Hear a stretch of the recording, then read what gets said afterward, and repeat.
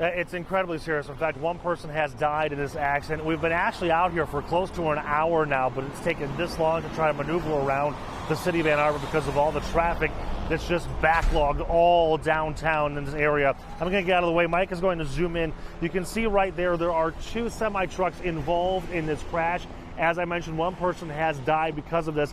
I was just talking to a Michigan State trooper talking about what happened. They're still trying to figure it out, not sure exactly how the crash happened, but a better vantage point is actually from Sky 4 right on top of us. You might be able to hear the helicopter. It's kind of sitting on top of me as we speak.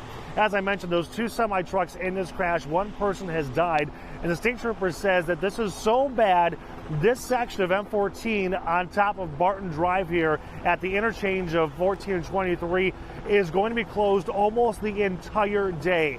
They first have to take care of the victim, get the medical examiner out here to remove his or her body. Then they have to start worrying about the truck, which, as you can see from these live pictures, caught on fire, and that's a nasty cleanup as well.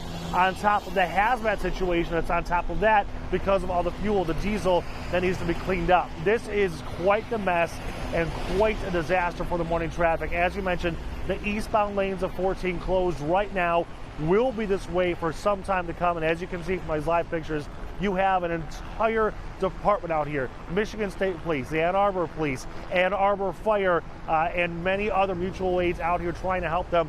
One thing that's really an issue we've started seeing down some of the back exit ramps is they are opening up the on-ramps and reverting traffic down them, trying to get them out of here. I just saw a Greyhound bus try and maneuver backwards down a ramp. Semis trying to go backwards down the ramp because of all the traffic that is piled up here.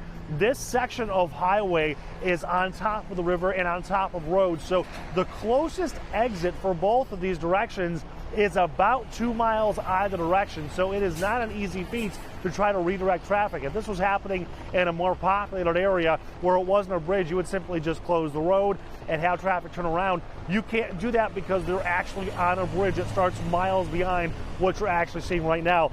As I said, this is quite the mess and is going to stay this way. Their number one challenge, obviously, taking care of the victim involved in that wreck and trying to clean some of that up, but just getting traffic out of here. There's a chance that some of those semis that are beyond that might be stuck the entire day while they try to clean up that accident, Evrod.